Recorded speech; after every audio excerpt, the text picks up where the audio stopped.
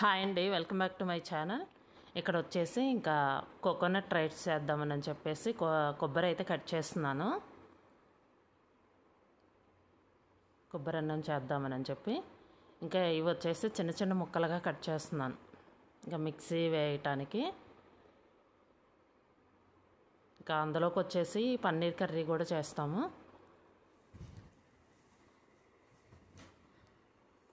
ఇక్కడ వచ్చేసి ఇంకా అల్లం వెల్లుల్లి పేస్ట్, కొంచెం వెల్లుల్లిపాయ అయితే గర్భాలు తీసాను, ఇంకా అల్లం కట్ చేస్తున్నాను అనమాట చిన్న ముక్కలు. ముందు ఇవి మిక్సీ వేసిన తర్వాత కొబ్బరి కూడా వేసేస్తాను, ఇంకా కట్ చేయాల్సింది ఉంది. ఇవి తెగదండి, కొబ్బరి వచ్చేసి కొంచెం గట్టిగా ఉంటుంది కదా, అందుకొచ్చేసి వైట్ కలర్ ఉంది కదా, అటు సైడ్ మాత్రమే కట్ చేస్తే తొందరగా తెగిద్ది. బోర్లు ఇచ్చి కట్ చేస్తే బ్లాక్ వైపు అసలు కట్ అవుతుందండి, గట్టిగా ఉంటుంది. బాగా సన్న ముక్కలు కట్ చేయాలి, ఎందుకంటే మిక్సీ కూడా పడదు కదా.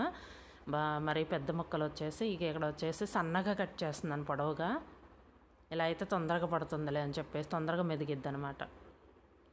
ఇంకా ఇది ఇక్కడ వచ్చేసి ఇంకా పన్నీర్ కర్రీకి టమోటాలు అయితే కట్ చేసి వేసాను. నెక్స్ట్ ఆనియన్స్ కూడా కట్ చేస్తాను. ఈ లోపు ఏంటంటే రైస్ కూడా ఇప్పుడే పెట్టాను అనమాట, ఎసరు వేయాలి. కొంచెం క్యారెట్ అవి కట్ చేసి వేసాను. ఇదిగోండి కొబ్బరి మిక్సీ వేసాను, అవి పిండితే పాలు వస్తాయి కదా, ఇదిగోండి బాగా డ్రై అయిపోయింది అనమాట. ఇంకా ఇలా వచ్చినాయి కదా, ఈ వాటర్ని ఏంటంటే ఇంకా కోకోనట్ వాటర్ని ఇందులో వేసేస్తాను. కొంచెం ఎసరు వేస్తాం కదా మనం కొలిసి, అలా అన్నమాట. చాలా బాగుంటుందండి ఇందులోకి పన్నీర్ కర్రీ వచ్చేసి. ఇంకా చపాతీలోకైనా బాగానే ఉంటుంది పన్నీర్ కర్రీ, ఇంకా కోకోనట్ రైస్లోకి అయితే ఇంకా బాగుంటుంది. ఇదిగోండి జీడిపప్పు అయితే వేసాము, చాలా వరకు రెడీ అయిపోయింది. ఇంకా కర్రీ కూడా చేసేస్తాను. ఇదిగోండి టమోటాలు కనిపిస్తున్నాయా, టమోటాలు ఉల్లిపాయలు రెండు కలిపి ఇంకా కొంచెం వేగిన తర్వాత మిక్సీ వేస్తున్నాను అనమాట గ్రేవీ కోసం పన్నీర్కి. ఇదిగోండి కొంచెం గ్రేవీ వేయటానికి అని చెప్పి మిక్సీ వేసాను. ఇక్కడైతే పన్నీర్ తీసుకున్నాను, అది కొంచెం ఇప్పుడే తీసాను అనమాట. తర్వాత వచ్చేసి పన్నీర్ కట్ చేస్తాను. ఇక్కడ ఏంటంటే రైతాకి కొంచెం పెరుగు చట్నీ అంటారు కదా, దానిలోకి వచ్చేసి క్యారెట్ ఉల్లిపాయలు కూడా కట్ చేస్తాను.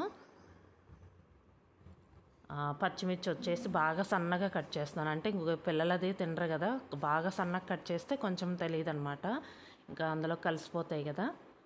పెద్ద ముక్కలు కాకుండా బాగా సన్నగా కట్ చేశాను. ఇవి కూడా అంతే. ఈ ముక్కలన్నీ వేసుకొని కొంచెం సాల్ట్ వేసి అందులో పెరుగులో కలుపుకున్నామంటే ఇంకా పెరుగు చట్నీ రెడీ అవుతుందండి. రైతా అంటారు కదా, ఇక్కడ వచ్చేసి పెరుగు చట్నీకి కూడా రెడీ చేస్తున్నాను. నెక్స్ట్ వచ్చేసి ఇంకా మిక్సీ వేసింది కూడా కొంచెం కళాయిలో వేసి వేడి చేస్తాను. ఇదిగోండి ఇది కూడా కట్ చేస్తాను ఈలోపు. ఇదిగోండి ఇది కొంచెం ఉడుకుతూ ఉంది, ఇంక ఈలోపు పన్నీర్ కూడా కట్ చేసుకొని వేస్తే అయిపోతుంది కర్రీ కూడా. బాగా సన్న ముక్కలు కట్ చేస్తున్నాను, అంటే బాగా ఎత్తుగా ఉంది కదా. ఇది వచ్చేసి చాలా బాగుంటుందండి పన్నీర్ కర్రీ వచ్చేసి, ఎందులోకైనా బాగానే ఉంటుంది. కొంచెం మసాలా వేస్తాం కాబట్టి కొంచెం కోకోనట్ రైస్ కానీ బిర్యానీ కానీ లేకపోతే చపాతీకి కానీ బాగానే ఉంటుంది ఎందులోకైనా. పన్నీర్ అయితే వేసేసాను, కొంచెంసేపు ఉడకనిచ్చి ఉప్పు కారం మసాలా కూడా కొంచెం వేసాను. ఇదిగోండి కోకోనట్ రైస్ అయితే రెడీ అయిందండి. నెక్స్ట్ ఇవి కూడా చూపిస్తాను. కర్రీ కూడా రెడీ అయింది,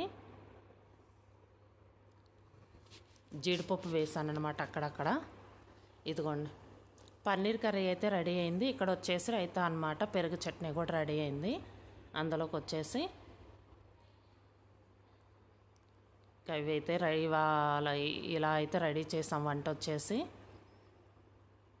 ఇదిగోండి కోకోనట్ రైస్, పన్నీర్ కర్రీ, పెరుగు చట్నీ. ఇదండి వీడియో. ఈ వీడియో కనుక మీకు నచ్చితే లైక్ చేయండి, షేర్ చేయండి, సబ్స్క్రైబ్ చేయండి. Thank you for watching.